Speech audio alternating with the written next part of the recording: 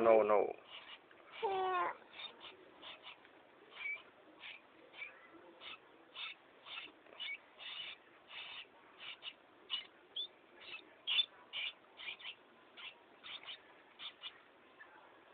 Con này, cặp này.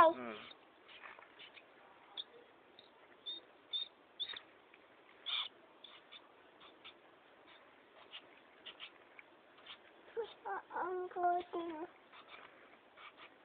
Vô rang phá đi. Hả? Tôi vô tật không, tôi tật.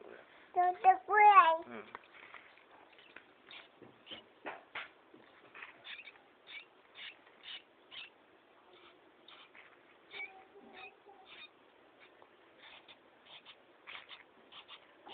Khơi nhọn.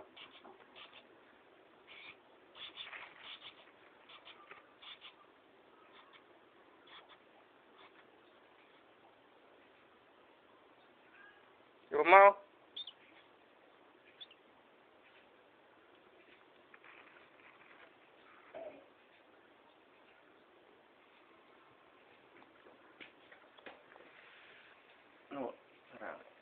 Tâu với máu dạng cái tô nữa.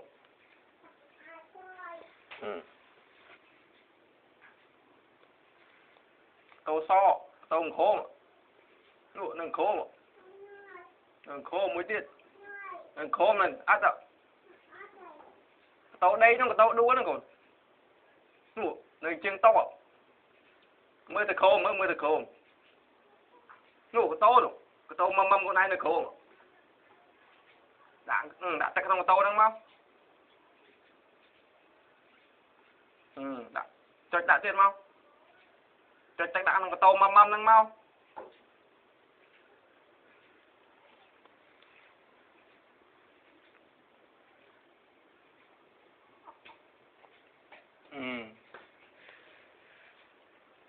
Rồi.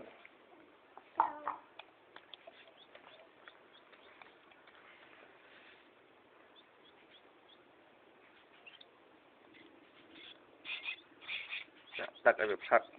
Đặt với thật. Mình đặt trên này.